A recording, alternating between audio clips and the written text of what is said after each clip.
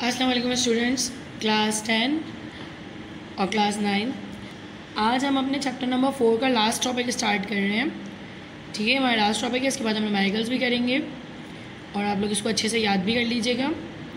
This is the property friction. सबसे पहले हम पढ़ रहे हैं इसमें फ्रिक्शन। फ्रिक्शन क्या होती है? आप लोगों ने सुना होगा ना, फ्रिक्शन लग गई, गाड़ी में फ्रिक्शन लग गई, या बहुत फ्रिक्शन वाला सरफेस है, या इससे बहुत फ्रिक्शन हो रही है। ये फ्रिक्शन होती क्या है? बेसिकली फ्रिक्शन जो होती है ये रगड़ होती है। रगड़ को कहते हैं। दो चीज़ों में रगड़ कब पैदा होती है? कब वो रगड़ती हैं? जब वो खुरदरी होती हैं। ठीक है, अगर आप आपने आइस स्लाइडिंग देखी होगी, लोग करते हैं, आइस स्केटिंग भी करते हैं, तो उसमें क्या होता है, बर्फ़ बहुत चिकनी होती है, लोग उस पर आराम से स्मूथली फिसल रहे होते हैं इधर से उधर। अगर वो स्मूथ नहीं हो और खुरदरी हो तो वो स्लिप नहीं कर पाएंगे, बल्कि वो खुरदरापन उनको रोक देगा एक जगह पे। फ्रिक्शन होने को बहुत ज़रूरी भी है और होने को बहुत ख़तरनाक भी है। जब दो मशीन के पार्ट्स में आपस में फ्रिक्शन होती है तो उनमें आग लगने का भी ख़तरा होता है। जब वो आपस में बार बार रगड़ते हैं, दो लोहे के टुकड़े जो होते हैं, तो चिंगारी पैदा होती है, आग भी लग सकती है। गाड़ी के टायर्स होते हैं, जब चल रहे होते हैं, स्मूथली चल रहे होते हैं रोड के ऊपर, जैसे ब्रेक अप्लाइड होते हैं, तो ब्रेक इसी वजह से लग पाते हैं क्योंकि जो रोड बनी हुई होती है वो स्मूथ नहीं होती। छोटे छोटे स्टोन्स जो उसके अंदर होते हैं वो उसको खुरदरा बना रहे होते हैं। कभी आप रोड पे स्लिप हों तो देखेंगे आपका पूरा पाँव वाँव सब छिल जाएगा, लेकिन अगर आप बिल्कुल स्मूथ सरफेस पे स्लिप हो जाएं तो कुछ भी नहीं छिलेगा। तो फ्रिक्शन क्या होती है? रगड़ होती है। ठीक है, हम इसके बारे में और डिटेल में पढ़ते हैं। मैंने आपको थोड़ा बहुत इसको बताया। आपको फ्रिक्शन की कुछ टाइप भी होती हैं, उसको भी हम डिस्कस करेंगे इस पर। This is the property by virtue of which a body sliding on a rough surface experiences a force in a direction opposite to its motion। क्या कहते हैं? ये एक ऐसी प्रॉपर्टी है बाय वर्च्यू ऑफ विच, मतलब जिसकी वजह से एक बॉडी जो स्लाइड कर रही हो रफ सरफेस पे, रफ मतलब खुरदरे सरफेस पे, एक्सपीरियंस मतलब महसूस करती है एक फोर्स उसके मोशन से अपोजिट डायरेक्शन में। जैसे अगर वो सीधा आगे की तरफ जा रहा है तो वो जो खुरदरापन होगा, जैसे ये पेन है, ये देखिए मैं आपको ये दिखा रही हूँ कि यहाँ पे आपको ये आवाज़ भी महसूस हो रही होगी कि मैं इसको नीचे की तरफ जो है मूव कर रही हूँ अपने फिंगर को। ठीक है, इसके ऊपर से ऐसे ये एक बॉडी है, ये स्लाइड कर रही है रफ सरफेस पे। ठीक है, तो इसको एक्सपीरियंस हो रही है एक फोर्स। मुझे मुश्किल हो रही है इसको नीचे लाने में क्योंकि खुरदरापन है इसमें। ठीक है, मेरा मोशन नीचे की जानिब है तो मुझे ऊपर की जानिब फोर्स महसूस हो रही है।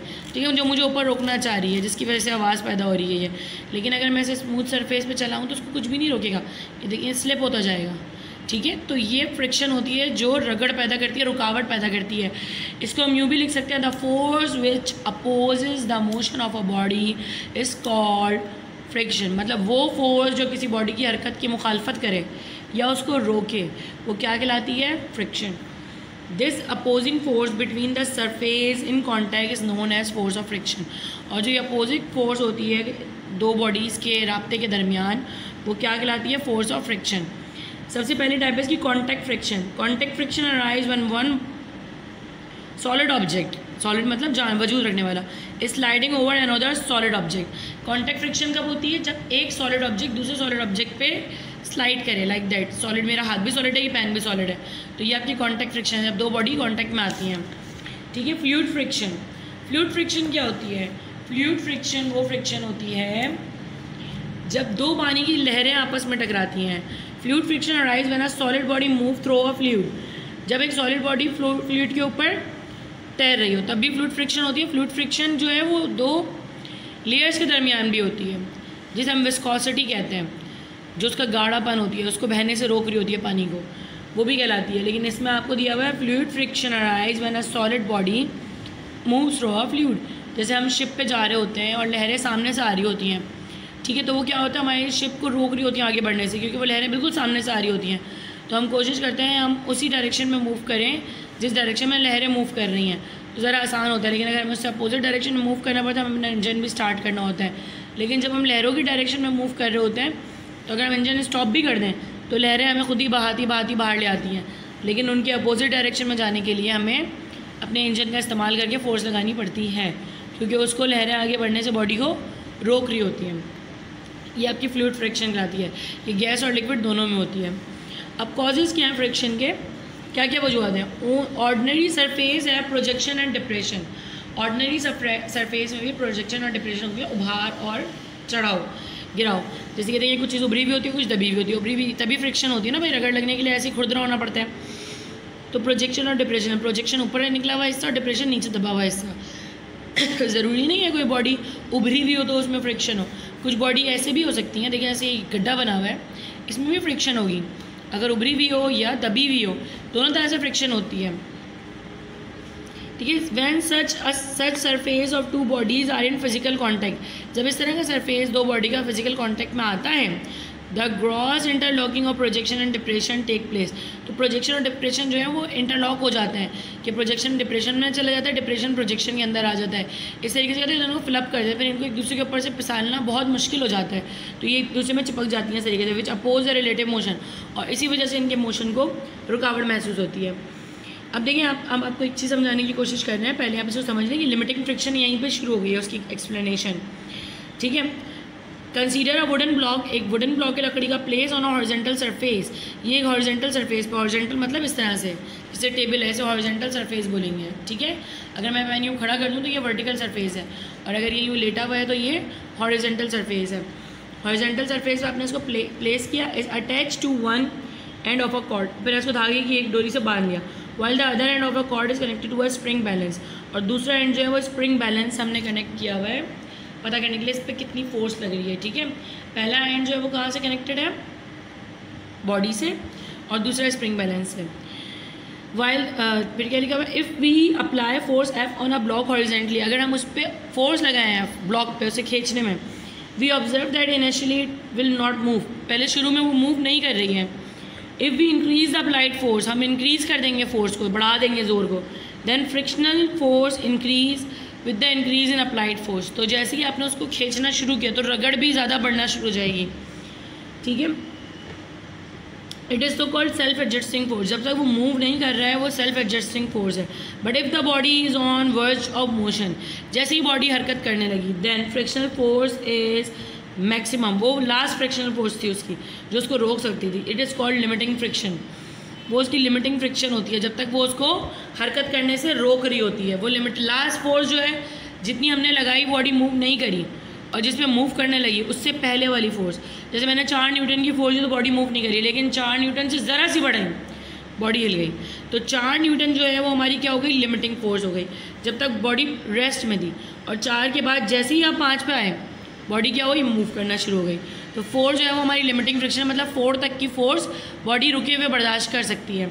If the above case applied force is equal to the limiting friction, if we increase the applied force beyond the limiting friction, हम लिमिटिंग फ्रिक्शन से ज़्यादा फोर्स लगाएंगे, ठीक है, तो block slide over the surface, the body move करना शुरू करेगी।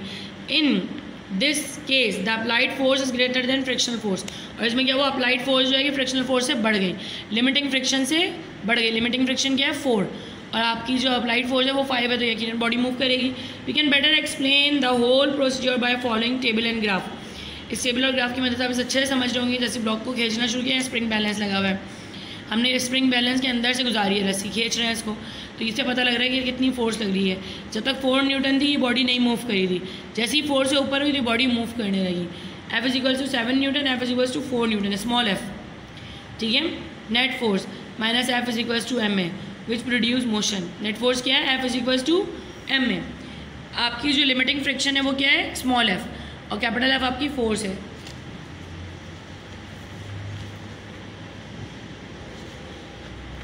नाउ देखिए यहाँ पर भी दिख रहा है 4 तक आपकी बॉडी रेस्ट में थी और 4 के बाद वो मोशन में आ गई। जैसे ही आप बियॉन्ड एफ आए, एफ से मतलब लिमिटिंग फ्रिक्शन से ज़्यादा फोर्स देंगे बॉडी मूव करने लगी। It is observe that the frictional force limiting force is directly proportional to the normal reaction. Frictional force जो है वो नॉर्मल रिएक्शन के डायरेक्टली प्रोपोर्शनल है of the surface which opposite the weight of the block, जो कि body को move करने से रोक रहा था। तो हमने क्या कहा, F directly proportional to R. जब भी हम प्रोपोर्शनल का साइन हटाते हैं, मैंने आपको बताया था इक्वल टू के साथ एक कांस्टेंट लगाते हैं। अभी यहाँ पे हमारा कांस्टेंट होगा म्यू, इसको म्यू कहते हैं। इस तरह से बनाते हैं, पहले 1 बनाया, इस तरह घुमा के ऐसे यू बना देते हैं। This is called mu, this is the constant of proportionality is called coefficient of friction between 2 surfaces. ये 2 सरफेसेस के दरमियान कोफिशिएंट ऑफ फ्रिक्शन है, ठीक है। इसका कोई यूनिट नहीं होता क्योंकि एफ और आर दोनों के न्यूटन में ही होता है, इसलिए इसका कोई भी यूनिट नहीं है, क्योंकि ये फ्रिक्शनल फोर्स और नॉर्मल रिएक्शन के दरमियान रेशो है। It's value depend upon the nature of the surface but independent of the area of the surface in contact. जो सरफेस का नेचर है, किस तरह का वो है, लकड़ी का है, लोहे का है, उस पर डिपेंड करता है, मगर कितना बड़ा है, कितना छोटा है, कितना बड़ा उसका एरिया है, इस पर डिपेंड नहीं करता। अब कुछ इसकी एडवांटेजेस डिसएडवांटेजेस और मेथड हैं, ठीक है बेटा। एडवांटेजेस भी 2 याद कर सकते हैं, डिसएडवांटेजेस भी 2 आती हैं, लेकिन ज़्यादा याद कर लेंगे तो आपको फ़ायदा रहेगा कि इन केस अगर पेपर में ज़्यादा पूछ ली गई तो क्लास 9 वालों के लिए नहीं, मैं मैट्रिक वालों के लिए बोल रही हूँ। 9 वालों को तो अभी कुछ नहीं पता पेपर पैटर्न क्या होगा, उन्हें तो सब कुछ याद करना है। देखिए, without friction between the feet and the ground it will not possible to walk. अगर हम ज़मीन पे खड़े हो जाते हैं तो रगड़ की वजह से, अगर ज़मीन पे ऑयल गिरा हुआ हो तो क्या आप खड़े हो सकेंगे? आप फिसलते जाएंगे, फिसलते जाएंगे, गिरते जाएंगे, फिसलते जाएंगे, गिरते जाएंगे। लेकिन आपको स्टैंड करने के लिए फ्रिक्शन की ज़रूरत है। जब ज़मीन में रगड़ पैदा होगी और वो आपको स्लिप होने से रोक सकेगी, तभी आप खड़े हो सकेंगे। The tyre of a motor car and bicycle are made rough enough to increase friction. गाड़ी के जो टायर होते हैं, आपने देखा होगा, वो भी खुरदरे खुरदरे बने हुए होते हैं, डिज़ाइन बना हुआ होता है ऐसा। और रोड भी जो होती है वो भी ऐसी ही बनी हुई होती है ताकि जो है फ्रिक्शन पैदा की जा सके टायर और रोड के दरमियान। In the absence of friction the brakes of a motor car can not work. अगर फ्रिक्शन नहीं होगी तो ब्रेक भी नहीं लगेगा। The frictional force between the belt and pulley help in rotation of a wheel. अब देखिए, जो पुली होता है, एक गोल से सर्किल के ऊपर एक तार घूम रही होती है, ठीक है, खींचते हैं हम। अगर उसके दरमियान रगड़ नहीं होगी तो रस्सी मूव करती रहेगी, वो पहिया नहीं मूव करेगा, रस्सी खींचती रहेगी। रस्सी से क्या होता है, रगड़ लगती है और पहिया मूव करता है। पहिया मूव करता है तो जब वो गोल गोल घूमने लगता है तो आपको वेट महसूस नहीं होता। तो अगर उन दोनों के दरमियान फ्रिक्शन ना हो तो व्हील भी रोटेट नहीं करेगा। Helps in rotation of a wheel. The proper force of friction are maintain between the joint of the body. Due to this we could run and do other rapid movement. हमारी जो bones के joints होते हैं, जैसे ये joint है, इसके अंदर भी प्रॉपर फ्रिक्शन है। ये खुद ब खुद नहीं, ऐसे नहीं होता कि आप झुला दें इसको ऐसे करके अपने हाथ को, नहीं, क्योंकि इसके बीच में भी जॉइंट में भी फ्रिक्शन है। वैसे तो ये पूरा मूव करता है, ऐसे कर रहे हैं, लेकिन खुद ही नहीं करेगा, आप इसे रोक भी सकते हैं। तो किसी भी चीज़ को जो मूव करती हो अपनी जगह पे रुकने के लिए फ्रिक्शन की ज़रूरत पड़ती है, वरना तो वो किसी का होता है ना जॉइंट टूट जाता है तो इसमें फ्रिक्शन ख़त्म हो जाती है, फिर ऐसे लटक जाता है, फिर जब भी उठाएंगे यूँ गिर जाएगा, यूँ उठाएंगे यूँ गिर जाएगा। क्या होगा, उसके दरमियान जो फ्रिक्शन थी वो ख़त्म हो गई, या जो भी उसका प्रोसेस था वो ख़राब हो गया। इसके दरमियान फ्रिक्शन होती है जॉइंट्स में, जब भी आप मूव कर सकते हैं और रैपिड मूवमेंट करते हैं जल्दी जल्दी। डिसएडवांटेजेस, क्या क्या नुकसान होते हैं? Due to friction heat is produce and cause burning. गर्माइश पैदा होती है, आग लग सकती है। It is our common experience that a heavy load when drag on a surface experience more friction as compared to that it is dragged by a wheel cart। जब आप किसी भारी वजन को खींच के ला रहे होते हैं तो आपको ज़्यादा मेहनत करनी पड़ती है, जबकि आप उसे व्हील कार्ट के अंदर, जैसे क्या कहते हैं, ट्रॉली कहते हैं, व्हील ट्रॉली जो होती है, उसके अंदर लेकर आएंगे तो आपको कम मेहनत लगेगी। Friction reduce the speed of fast moving vehicles. जो गाड़ियाँ तेज़ तेज़ चल रही होती हैं, ज़मीन में फ्रिक्शन की वजह से उनकी स्पीड कम हो जाती है। हम अक्सर स्पीड ब्रेकर्स बनाते हैं, तो स्पीड ब्रेकर्स की मदद से भी क्या होता है, रगड़ लगती है गाड़ियों को, एकदम चलते रहते झटका सा लगता है और उनकी स्पीड कम हो जाती है। Friction deform the shed of a sliding object. Friction होने की वजह से जो चीज़ें स्लाइड कर रही होती हैं उन पर स्क्रैचेस पड़ जाते हैं, निशानात पड़ जाते हैं, जिससे उनका शेप जो होता है वो ख़राब हो जाता है। कुछ ऐसे मेथड जिससे हम फ्रिक्शन को कम कर सकते हैं, मेथड ऑफ रिड्यूसिंग फ्रिक्शन। सबसे पहला है लुब्रिकेशन, मतलब ऑयलिंग वगैरह जो होती है। The various part of a machine which are moving over one and or other are properly lubricated. हम क्या करते हैं, मशीन के पार्ट्स को लुब्रिकेटेड कर देते हैं, ऑयल डाल देते हैं, ताकि जो है वो मूव स्मूथली कर सके। साइकिल वगैरह में भी होता है, जंग लग जाता है तो हम क्या करते हैं, ऑयल डाल देते हैं, वो स्मूथ वर्क करने लगती हैं। In a machine the sliding of various part is usually replace by rolling by this is done by using ball bearing. Use of ball bearing. Ball bearing छोटी छोटी बॉल्स होती हैं, हम क्या करते हैं, मशीन के जो पार्ट आपस में ऐसे स्लाइड करते हैं ना, यूँ रगड़ते हैं, उनके दरमियान छोटी छोटी छोटी छोटी बॉल्स डाल देते हैं। तो कहते हैं फिर वो पार्ट नहीं रगड़ते आपस में, वो बॉल्स रगड़ती हैं। तो उससे क्या होता है, बॉल्स, क्योंकि रोलिंग फ्रिक्शन कम होती है स्लाइडिंग के मुकाबले, क्योंकि देखिए मेरी बॉडी स्लाइड कर रही है ना ऐसे, तो पूरी बॉडी कॉन्टैक्ट में, लेकिन जब वो रोल कर रही होती है तो सिर्फ वो हिस्सा कॉन्टैक्ट में आता है जो हिस्सा टच कर रहा हूँ।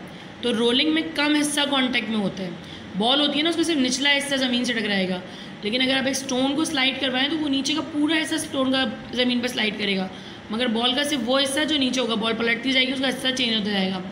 तो इसलिए रोलिंग फ्रिक्शन कम होती है, स्लाइडिंग फ्रिक्शन ज़्यादा होती है। रीज़न भी आता है, वेयर स्लाइडिंग इज़ अनअवॉइडेबल। जब आप स्लाइडिंग को ख़त्म नहीं कर सकते, a thick layer of grazing material is use between the sliding surface.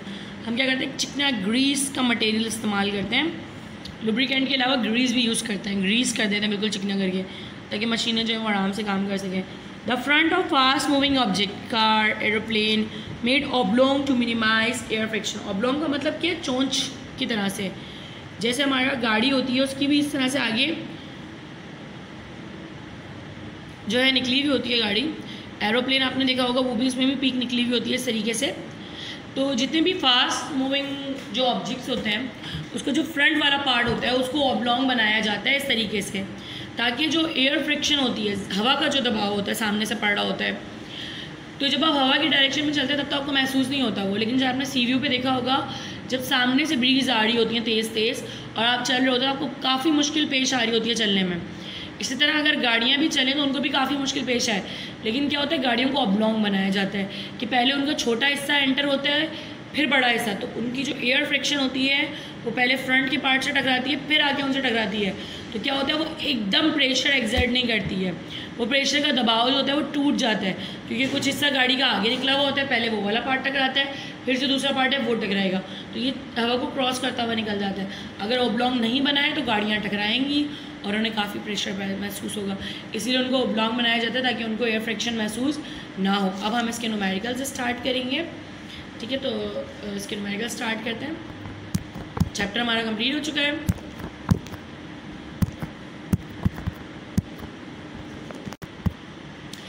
Let's see students, मैंने आपको कुछ फॉर्मूले लिख के बताए हैं जो हमने चैप्टर 4 में डिस्कस किए थे। एक बार मैं इनका रिव्यू आपको दे दूँ। मुझे इसी तरह से आपके टाइटल पेज के बाद फॉर्मूला पेज चाहिए। देखिए, फर्स्ट में आपने लिखा है F equals to M A, जो हमने सबसे पहले न्यूटन की सेकेंड इक्वेशन में पढ़ा। W इक्वल्स टू mg, जो कि वेट का फॉर्मूला, ये आपको हमेशा याद रहना चाहिए। वेट होता है kg में, मास होता है kg में, और वेट होता है न्यूटन में। वेट किस में होता है? न्यूटन में। वेट एक फोर्स भी है। वेट क्या है? एक फोर्स। जब भी हमें मास को फोर्स बनाना होता है तो हम इसे g से मल्टीप्लाई करके न्यूटन बना लेते हैं। kg में न्यूटन, kg से न्यूटन में आने के लिए g से मल्टीप्लाई करते हैं, और kg में आने के लिए, ठीक है, मास बनाने के लिए हम क्या करते हैं, W को, जो कि न्यूटन है, क्या है, g से डिवाइड कर देते हैं। जब d से डिवाइड करेंगे तो ये kg बन जाएगा, और kg को g से मल्टीप्लाई करेंगे तो न्यूटन बन जाएगा। ये रिलेशन आपको याद रहना चाहिए, क्योंकि हम इन्हें अक्सर और बेशतर यूज़ करते हैं। हमें फोर्स चाहिए होते हैं, वो हमें मास दे देते हैं, तो हम क्या करते हैं, मास को g से मल्टीप्लाई करके न्यूटन बना लेते हैं। वेट भी एक फोर्स है, ठीक है, तो वेट एक फोर्स है, हम इसको न्यूटन बना लेते हैं आराम से। केस 1 में हमने एक्सेलरेशन और टेंशन का फॉर्मूला पढ़ा था। केस 2 में हमने एक्सेलरेशन और टेंशन पढ़ा था। ये हमारा मोमेंटम का फॉर्मूला है, मैंने आधा लिखा है। P is a product of, momentum is a product of mass and velocity. तो ये मास और वेलोसिटी आ गया आपका एक और फार्मूला हो गया। हमने मोमेंटम का पढ़ा था, before collision and after collision वाला फार्मूला, ये वो फार्मूला है। ये लिमिटिंग फ्रिक्शन का फॉर्मूला है कि limiting friction is equals to mu R. ये 9 फार्मूले आपके हो गए, लेकिन 3 फार्मूले जो है वो हम पिछली एक्सरसाइज से यूज़ करेंगे। वो है एक VF is equals to VI plus AT। इसी फार्मूले का और करके अगर हम एक्सेलरेशन निकालें तो VF minus VI upon T। ये भी आपको पता होगा, सेम फार्मूला है ना, ये T को यहाँ ले आए फिर VI को वहाँ प्लस कर दें, एग्जैक्ट सेम बनता है, तो इतना डबल करने की ज़रूरत नहीं है। ये फर्स्ट फार्मूला हो गया, ये सेकेंड हो गया। S is equals to VIT plus half AT square. ये आपको हमेशा याद रहना चाहिए, कहीं भी यूज़ हो सकते हैं तीनों फार्मूले, ठीक है। ये नहीं कि चैप्टर 3 का है तो 4 में क्यों। 2AS is equals to VF square minus VI square. असल वजह ये है कि हम इसमें ये पढ़ रहे हैं एक्सेलरेशन, इसका चालू चैप्टर 3 से भी है, और इन तीनों फार्मूलों में एक्सेलरेशन भी आ रहा है। तो एक्सेलरेशन की वजह से हमें 3 फार्मूले इस्तेमाल करने पड़ रहे हैं। अगर हमें एक्सेलरेशन निकालने बोलेंगे तो हमें 3 फार्मूलों की ज़रूरत पड़ सकती है, इसलिए मैंने इनको सेपरेट में लिखा है कि ये भी यूज़ होंगे, ठीक है। Now we are moving to our first numerical. देखिए क्या कहता है ये, determine the acceleration of a car. क्या मालूम करना है? बिल्कुल एक्सेलरेशन मालूम करनी है एक गाड़ी की।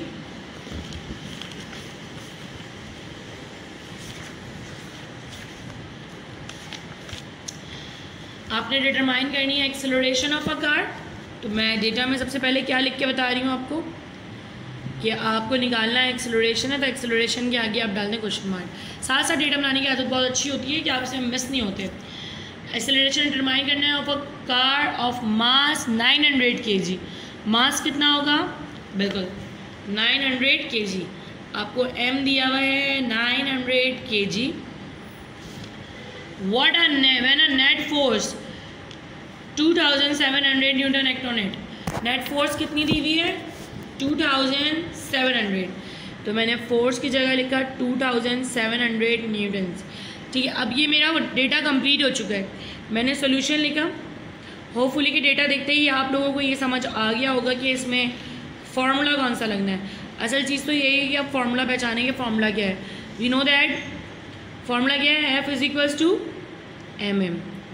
पूरा रेफरेंस देने की ज़रूरत नहीं है, सेकंड इक्वेशन ऑफ मोशन से लिया है, किससे लिया है, वेक्टर क्वांटिटीज़ हैं। आप अगर वेक्टर का निशान लगा दें तो ज़रा प्यारा लगेगा। F की जगह मैंने लिखा 2700 जो कि मुझे गिवन था। M मुझे दिया हुआ था 900, चाहिए मुझे A। 900 या मल्टीप्लाई यहाँ जाके क्या होगा, डिवाइड। बिल्कुल, आप किसी को भी लेफ्ट राइट पे लिखें, किसी को भी राइट साइड पे, कोई फ़र्क नहीं पड़ता। 2700 के नीचे आना था 900, जाहिर डिवाइड में वहाँ जाएगा, तो मैंने इसको पलट दिया। 2 0 से 2 0 कैंसिल, 9 1 जा 9 3 जा 27। आपका आंसर क्या आया, 3 मीटर पर second square. That is your answer. आसान था, तो मजाक हो रहा है भाई, बहुत आसान है।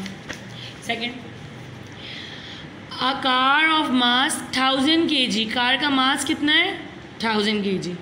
Travelling eight 72 kilometre per hour. Kilometre per hour है, सिंपली मीटर पर सेकंड में कन्वर्ट करेंगे। मैं सिखा चुकी हूँ पिछली एक्सरसाइज में भी, मगर हम फिर से एक दफ़ा कर लेंगे। ठीक है, ट्रैवल कर रही है यूनिफॉर्मली बाउ टू रेस्ट, फिर बाद में ये रेस्ट में आ रही है, किस में आ रही है, बिल्कुल over a distance of 40 metre. 40 metre का डिस्टेंस कवर करने के बाद फाइंड द एवरेज एक्सेलरेशन। पहले एक्सेलरेशन निकालेंगे और द एवरेज ब्रेकिंग फोर्स। ठीक है, एवरेज ब्रेकिंग फोर्स भी निकालेंगे। ब्रेकिंग फोर्स क्या होती है, जो किसी चीज़ को ब्रेक कर रही हो, स्टॉप कर रही हो, और हमेशा ही नेगेटिव होती है। ब्रेकिंग फोर्स हमेशा नेगेटिव होती है। ठीक है, नाउ हम काम शुरू करते हैं। पहले हम डेटा बनाते हैं। मैंने यहाँ पे भी क्वेश्चन लिख लिया था ताकि हमें बार बार ना देखना पड़े। मास कितना है आपका, कितना मास दिया हुआ इसमें 1000 kg। कितना, तो मैंने लिखा m = 1000 kg। उसके बाद travelling eight 72 kilometre per hour, तो ये आपकी इनिशियल वेलोसिटी है, कितनी दी हुई है 72 किलोमीटर पर आवर। मुझे मीटर पर सेकंड में जाना है, तो 72 को 1000 से मल्टीप्लाई करेंगे और 3600 से डिवाइड करेंगे। 2 0 से 2 0 कट, 36 1 जा 36, 36 2 जा 72। जिसे यकीन नहीं आता वो कैलकुलेटर यूज़ कर सकता है। 2 10 जा 20 मीटर पर सेकंड। ठीक है, नाउ यूनिफॉर्मली बाउ टू रेस्ट। रेस्ट का मतलब यही है कि इसकी फाइनल वेलोसिटी होगी 0। किलोमीटर पर आवर हो या मीटर पर सेकंड हो फर्क नहीं पड़ता, क्योंकि 0 जब भी मल्टीप्लाई होता है ना किसी चीज़ से 0 ही बन जाता है, तो हमने इसलिए 0 मीटर पर सेकंड डायरेक्ट लिख दिया। ओवर अ डिस्टेंस, डिस्टेंस कितना लिया है इसने 40 मीटर। देखिए अब मुझे क्या दिया हुआ है इन्होंने, S VF VI। मुझे एक्सेलरेशन मालूम करना है और फिर फोर्स मालूम करना है।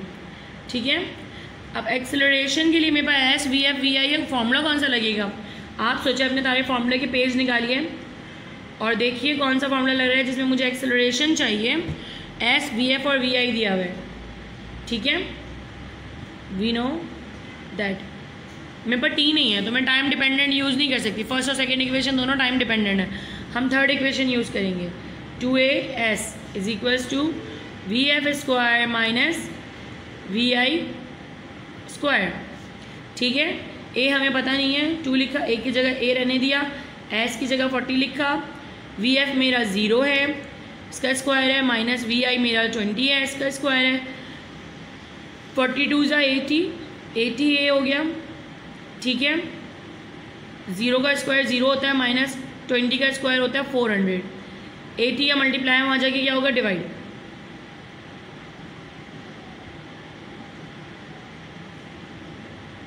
ज़ीरो से 0, 8 1 जा 8, 8 5 जा 40।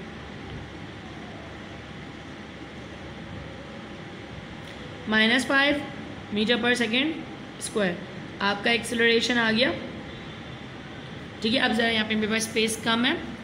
मैंने आपको बताया कैसे मैंने एक्सेलरेशन निकाला, इन्हीं को यूज़ करते हुए मैं यहाँ पे आपको करके बता रही हूँ सेकंड पार्ट अपना। अब मुझे चाहिए फोर्स। नाउ जगह नहीं है इसलिए मैं यहाँ सॉल्व कर रही हूँ। F is equals to M A.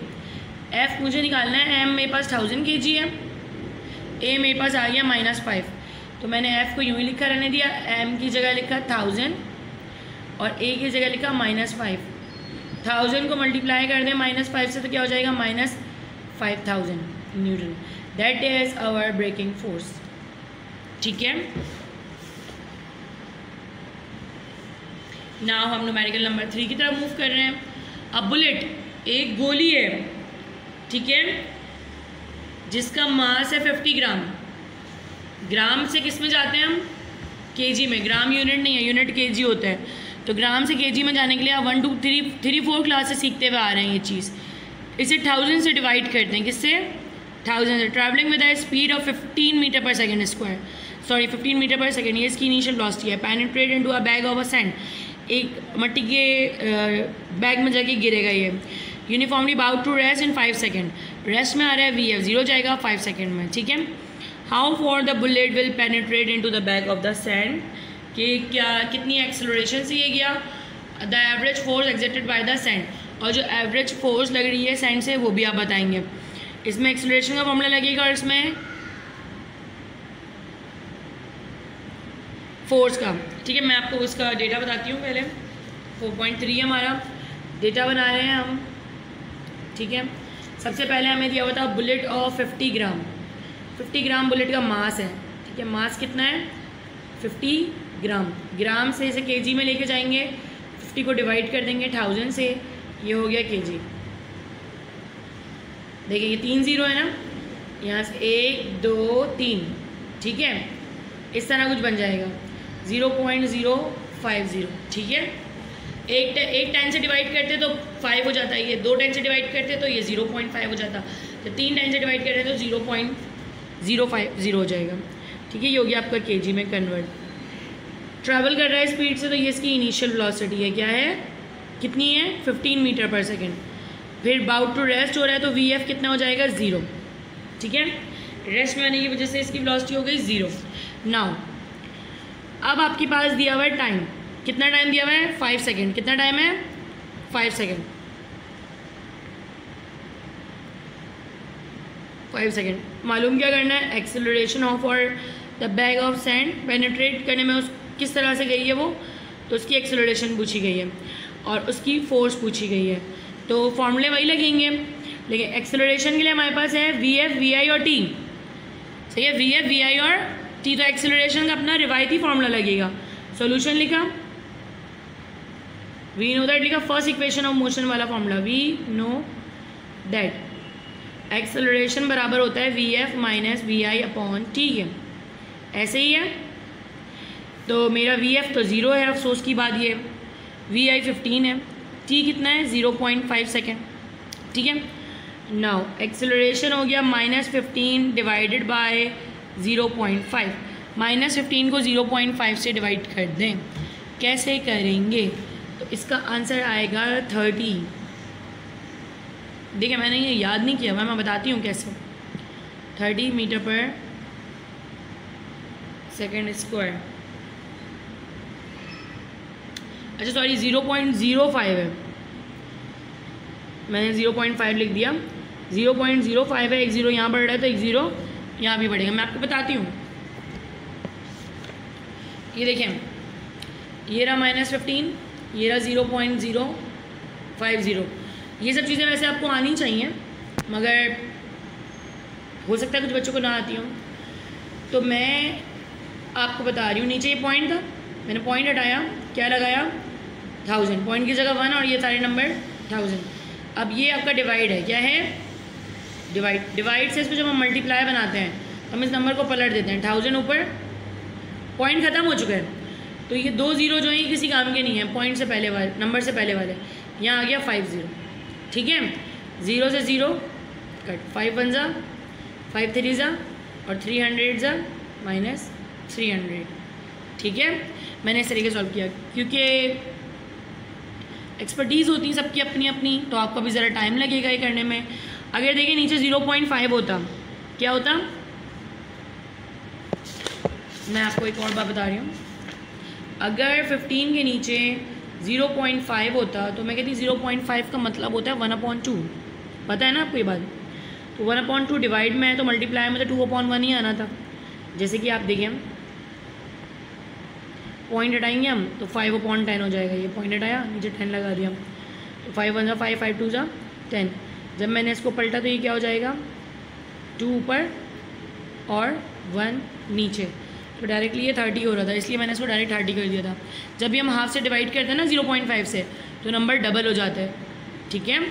लेकिन ये 0.050 तो डबल होने के बाद 10 भी होगा, डबल हो के फिर ये 10 हो गया। आप इसे कैलकुलेटर से जिसे नहीं आता उसके लिए कोई वो बात नहीं है, मगर एज अ मैथ्स टीचर मेरा फ़र्ज़ बनता था कि मैं आपको ये सिखाऊंगा, मैंने इसलिए इसको बताया आपको।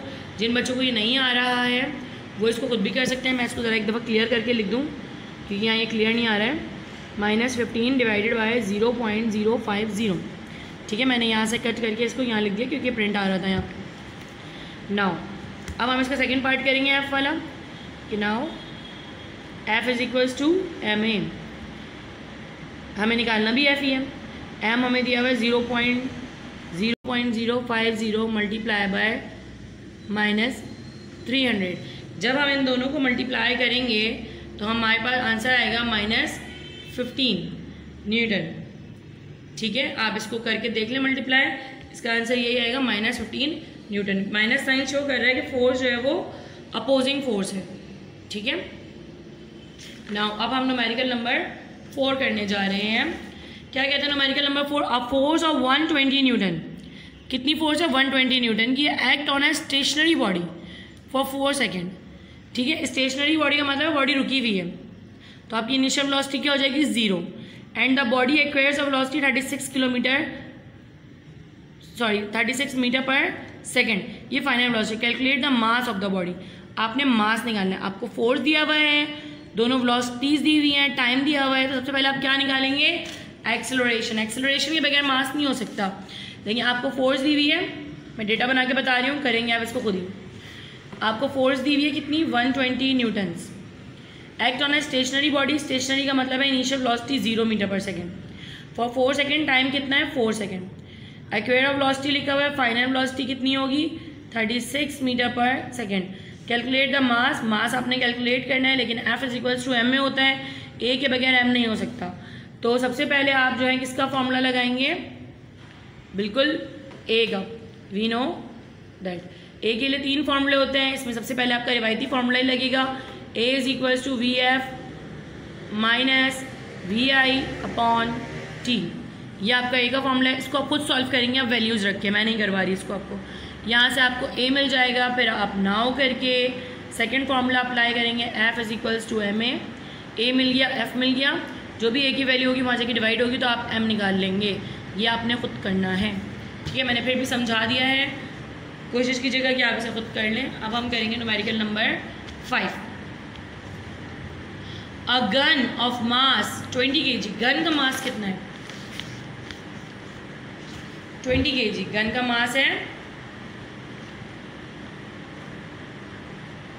20 kg, ठीक है। मैं करवा रही हूँ, चलो एम्प्टी ट्रक वाला आ गया, हमारा 5 कर दिया, सॉरी ये से पहले यहाँ पढ़ लेते हैं। A gun of mass 20 kg fires a bullet of 50 ग्राम। मतलब गन का मास कितना है? 20 kg और बुलेट का मास कितना है? 50 ग्राम, ठीक है। तो बुलेट के मास को हम ले लेते हैं m1 और गन के मास को m2। डेटा बना रहे हैं, बुलेट का मास है m1, मैंने ब्रैकेट में b भी लिख दिया, ठीक है, क्योंकि बुलेट का मास है। कितना दिया हुआ है? 50 ग्राम। और गन का मास जो है वो मैंने लिया है m2, वो कितना है हमारा? 20 kg, ठीक है। ये मैंने डेटा में 2 चीज़ें ली हैं। 20 kg mass of 20 kg fires a bullet of 50 gram with a velocity of 200 metre पर सेकेंड। वेलोसिटी कितनी है गन की? किसकी है ये? गन की वेलोसिटी है 200 मीटर पर सेकेंड। इनिशियल वेलोसिटी जो है वो गन की वो 0 है। इनिशियल वेलोसिटी बुलेट की भी क्या है? 0, दोनों, क्योंकि अभी रुकी हुई हैं, ठीक है। गन में जब आपकी गन है वो भी रुकी हुई है और आपकी बुलेट जो है वो भी रुकी हुई है। बुलेट गन के अंदर है 0 मीटर पर सेकेंड, आपकी गन भी रुकी हुई है अभी, उसकी वेलोसिटी भी 0 मीटर सेकेंड, मतलब गन की नहीं, गन की रिकॉइल की जो ट्रिगर होता है उससे जाके टकराता है उसकी दोनों की वेलोसिटी क्या है 0 मीटर पर सेकेंड। लेकिन जो गन जो फायर हुई है उसकी वेलोसिटी क्या है, फाइनल वेलोसिटी क्या होगी इसकी 200 मीटर पर सेकेंड। हमें किसकी फाइनल वेलोसिटी मालूम करनी है, calculator velocity of recoil of gun, ठीक है। तो फाइनल वेलोसिटी हमने v1 से ली, मतलब ये 1 की है ना, तो इनिशियल हम मोमेंटम में u से लिखते हैं, फाइनल v से। ये है 200 मीटर पर सेकेंड। और जो दूसरी बॉडी की फाइनल वेलोसिटी है वो कितनी है वो हमें नहीं पता, वही हमें निकालनी है। मतलब ये बुलेट की और ये गन की, ये बुलेट की और ये गन की। That is your data. Now अब हमने इस पर फॉर्मूला लगाना है जो कि हमारा बहुत सिंपल फार्मूला है, momentum before collision is equal to the momentum after collision. ठीक है, मैं पूरा फार्मूला नहीं लिख रही हूँ लेकिन मैं आपको सिर्फ फार्मूला बता रही हूँ। यू नो दैट क्या m1u1 plus m2u2 is equals to m1v1 plus m2v2। मतलब ये इनिशियल वेलोसिटी है बॉडी 1 की, ये फाइनल वेलोसिटी है। बॉडी 2 की इनिशियल है, बॉडी 2 की फाइनल है।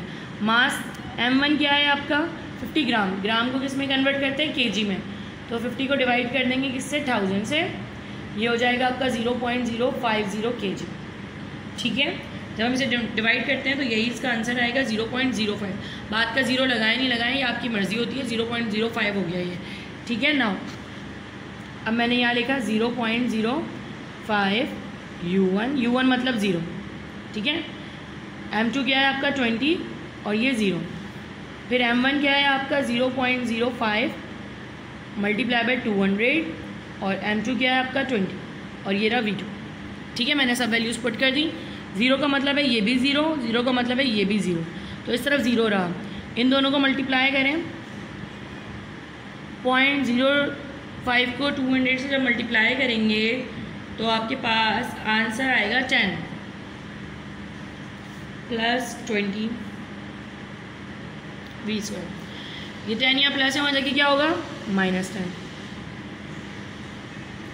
v² आपका आ जाएगा -10 divided by 20, it is equal to v² -0.5।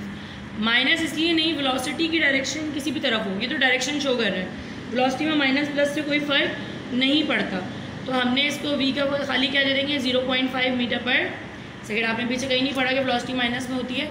Velocity का मतलब है एक पॉजिटिव साइड है जो फ्रंट पे जा रहा है और नेगेटिव बैक पे आ रहा है, तो ये 0.5 इसकी वेलोसिटी आ जाएगी। इसमें माइनस शो करना ज़रूरी नहीं होता कि आप बोले आंसर बुक में प्लस में आ रहा है या माइनस में आ रहा है, इससे कोई फ़र्क नहीं पड़ता है।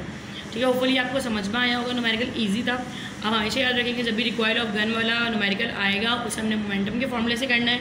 इनिशियल वेलोसिटी 0 होंगी, हमें फाइनल वेलोसिटीज़ पे ही काम करना है। ये था आपका न्यूमेरिकल नंबर 5। अब हम 6 करेंगे। एन एम्प्टी ट्रक, एक एम्प्टी ट्रक का वेट कितना है 4000 newton. Its engine can produce maximum acceleration 1 metre. Empty truck का मास इतना है, ठीक है, वेट इतना है और इसकी acceleration 1 metre. If the truck loaded with, अगर ट्रक को हम लोड कर दें 2000 न्यूटन से, फाइंड द मैक्सिमम एक्सेलरेशन, ठीक है, द इंजन कैन प्रोड्यूस। तो फिर आप मैक्सिमम एक्सेलरेशन बताएं इंजन की। देखिए आपको बताया था पहले भी मैंने एक केस, जब भी हम मास, फोर्स और एक्सेलरेशन का ताल्लुक़ पढ़ते हैं, अगर मास चेंज हो रहा है तो फोर्स सेम होगा, फोर्स सेम है तो फोर्स चेंज हो रही है तो मास सेम रहेगा। इसमें मास चेंज हो रहा है तो क्या सेम रहेगा, फोर्स। Let me started. सबसे मैंने लिखा weight of empty truck, WE दे दिया इसको, ठीक है। ये आपका वेट ऑफ एम्प्टी ट्रक है, कितना है ये 2000 न्यूटन।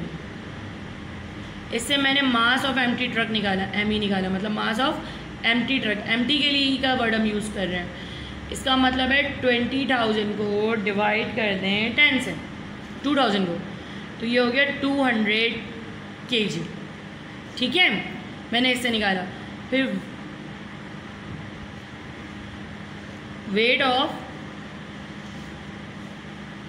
एम्प्टी ट्रक 4000 था, ठीक है, सॉरी, तो ये आपका 400 हो गया और इसमें 2000 हमने लोड ऐड किया है, ठीक है, एम्प्टी प्लस लोड, WL का मतलब है लोडेड ट्रक, ठीक है।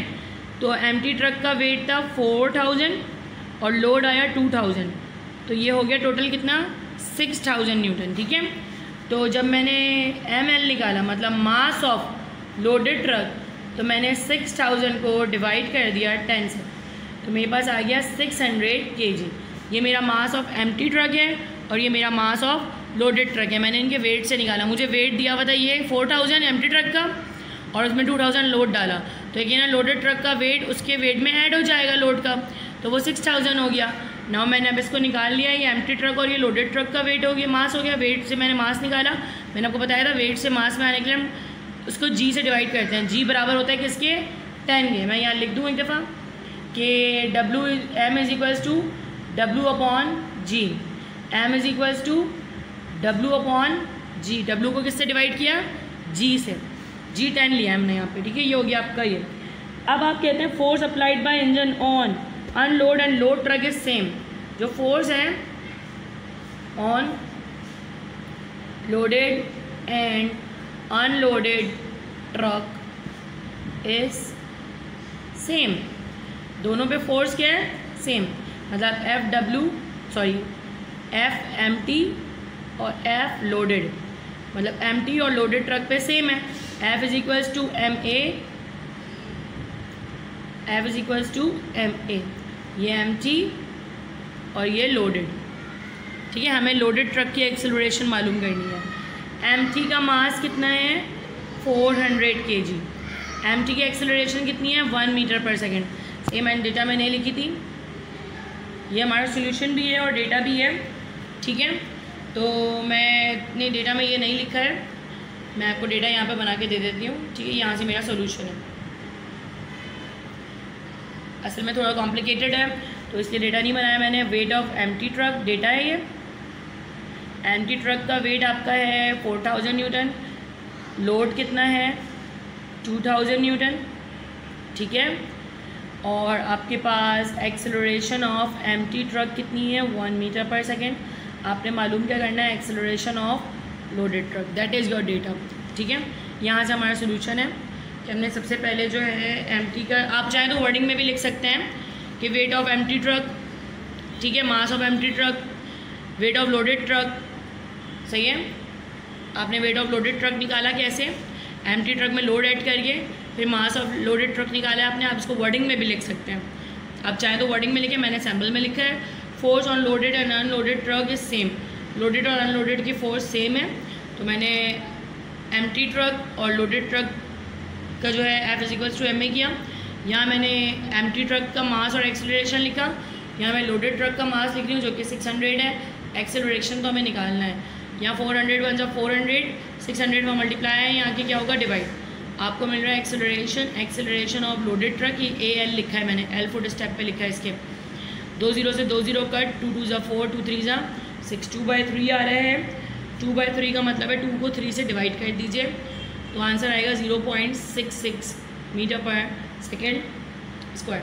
नहीं यकीन आता, अब ये देखें 2/3, 3 अंदर है 2 बाहर है, पहले 0 लिया क्योंकि 2 छोटा हो रहा था, 2 नीचे आया, पॉइंट लगाया, 0 लिया, 3 6 18, फिर 2 बचा, 0 आया, 3 6 18 और ये चलता जाएगा। 0.66 इसका आंसर आ रहा है। ये आपका लोडेड ट्रक की एक्सेलरेशन है। नाउ आपके पास है 2 बॉडीज़। अच्छा देखिए और से सुनिएगा, 2 bodies A and B attach to the end of a string which pass over a pulling case की तरह जा रहा है, so that they hang vertically, दोनों वर्टिकली टंगे हुए हैं। ठीक है, तो ये आपका पुली है, 2 बॉडीज़ हैं, वर्टिकली अटैच है। ठीक है, if the mass of body B is 4 kg, find the mass of body A which move up with the acceleration of 0.5 kg। इन्होंने कहा बॉडी A जो है वो ऊपर जाएगी और बॉडी B जो है वो नीचे आएगी।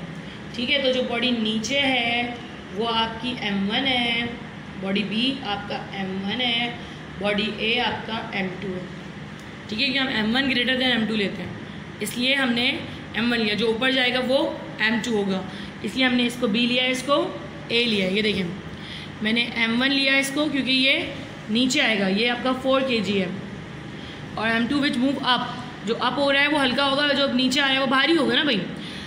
Move with the acceleration, acceleration आपको दी हुई है 5 मीटर पर सेकेंड और आपको जी दिया हुआ 10।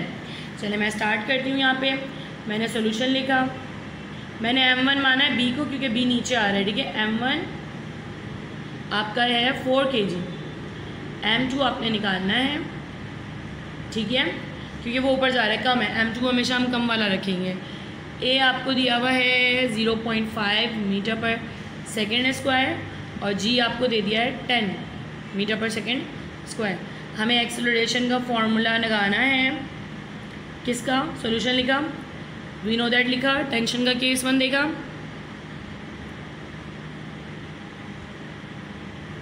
टेंशन की केस 1 का फॉर्मूला है m1 माइनस m2। m1 हमेशा पहले आएगा, बाद में लिखेंगे तो माइनस में आंसर जाएगा, m1 minus m2g m1 plus m2, ठीक है। मैंने फॉर्मूला लिखा m1 minus m2g m1 plus m2। तो m1 तो मेरा है 4, m2 मुझे नहीं पता है, a मेरा है 0.5, तो मैं a की जगह 0.5 लिख रही हूँ, ठीक है। मैंने a की जगह लिखा 0.5, m1 की जगह लिखा 4, m2 मुझे नहीं पता है, g है मेरा 10, m1 है मेरा 4, m2 मेरा है मुझे नहीं पता, ठीक है। तो ये जो नीचे दिया हुआ है यहाँ डिवाइड हो रहा है, यहाँ के मल्टीप्लाई होगा 0.5 से, ठीक है।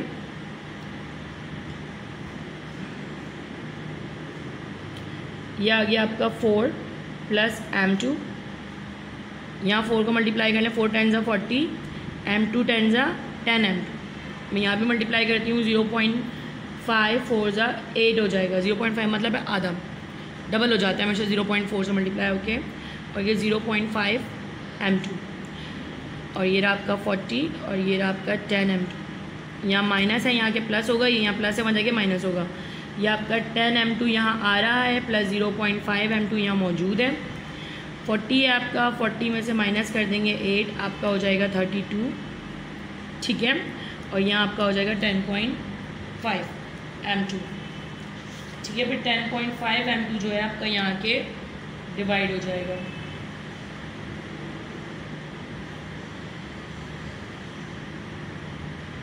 अच्छा मैंने गड़बड़ करती, 0.5 से मल्टीप्लाई होकर ये हाफ हो जाता है, मैंने डबल कर दिया, डिवाइड होकर डबल होता है, ये हाफ हो जाएगा। 0.5 से मल्टीप्लाई होके 4 जो है वो 2 हो जाएगा, इसका मतलब 1/2, तो यहाँ 2 आएगा और यहाँ 38, समझ रहे हैं। 4 को मल्टीप्लाई करेंगे 0.5 से तो 2 आएगा, ठीक है। 0.5 का मतलब होता है हाफ, हाफ के 4 है तो 2 हो जाएगा, 2 वहाँ जाके यहाँ प्लस था, वहाँ जाके माइनस हुआ, 10 वहाँ माइनस था, यहाँ के प्लस हुए, 10.5 और ये 38। अब 10.5 जो है यहाँ के क्या होगा, डिवाइड, 38 डिवाइडेड बाय 10.5, तो 38 को 10.5 से डिवाइड करेंगे तो आपके पास आंसर आएगा 3.61 kg। आप इसे कैलकुलेटर से डिवाइड करके देख सकते हैं। अब हमारा लास्ट न्यूमेरिकल है, are rectangular metal box of mass 4 kg। एक रेक्टेंगुलर मेटल बॉक्स है जिसका मास कितना है 4 kg, rest on a top of a metal surface, the coefficient of friction of the box of metal is 0.5, what force parallel needed to move the block. आपसे force पूछा जा रहा है, data दिया आपको दिया हुआ है मास कितना 4 kg, आपको दिया हुआ है म्यू कोएफिशिएंट ऑफ फ्रिक्शन 0.2, आपसे पूछा जा रहा है Fs, ठीक है, what is the maximum parallel force. तो आपने क्या किया, सॉल्यूशन लिखा, आपको फॉर्मूला तो पता ही है, आसान था इसका बहुत। Fs is equals to mu R, Fs लिखा, म्यू की जगह 0.5 लिखा। अच्छा अब ये जो R है ना, R होता है हमारा W इज इक्वल्स टू होता है, R बराबर होता है W के, W बराबर होता है M G के, G यहाँ दिया हुआ नहीं है, G आप ले लें 10 मीटर पर सेकेंड स्क्वायर, ठीक है। R is equals to W is equals to mg, तो मैंने R की जगह लिखा W की जगह mg। आप चाहें तो यहाँ लिख सकते हैं फॉर्मूले में कि पहले आप म्यू लिख दें, इसको mg कर दें, क्या कर दें, म्यू mg, ये फार्मूला हो गया। मैंने को बताया था अभी हमें न्यूटन में नाम था, m को g से मल्टीप्लाई कर देते हैं। Fs लिखा, म्यू फिर 0.5, m कितना दिया हुआ है आपको 4 और g कितना है आपका 10। तो जब मैंने इन तीनों को मल्टीप्लाई किया 4 10 40, ठीक है, 0.2 का मतलब है 2/10, तो इसका आंसर आना है, देखिए 0.2 का मतलब है 2/10, तो 2 4 8, 8 न्यूटन। ठीक है, इसका आंसर 8 न्यूटन है। मैं आपको रफली बता रही हूँ। ये देखें 0.2 का मतलब होता है, पॉइंट हटाया 10 आ गया, आपके पास 4 और 10 मौजूद है, 10 से 10 कट, 2 4 ज़ा 8, तो आपका आंसर आ गया 8 न्यूटन। ये आपके न्यूमेरिकल्स कंप्लीट हो गए, चैप्टर नंबर 4 कंप्लीट हो गया है। अब इंशाल्लाह हम चैप्टर नंबर 5 स्टार्ट करेंगे। वेक्टर्स वाला चैप्टर है, वो बहुत मज़ेदार चैप्टर है, लेकिन हाँ आप लोगों को जो मैं होमवर्क दे रही हूँ मैं यहाँ लिख के दे रही हूँ, क्योंकि अक्सर बच्चे जो होते हैं वो नहीं करते हैं होमवर्क, तो मैं आपको यहाँ लिख के दे रही हूँ सॉल्व। सही है, होमवर्क है आप लोगों का ये, न्यूमेरिकल्स फ्रॉम 10 ईयर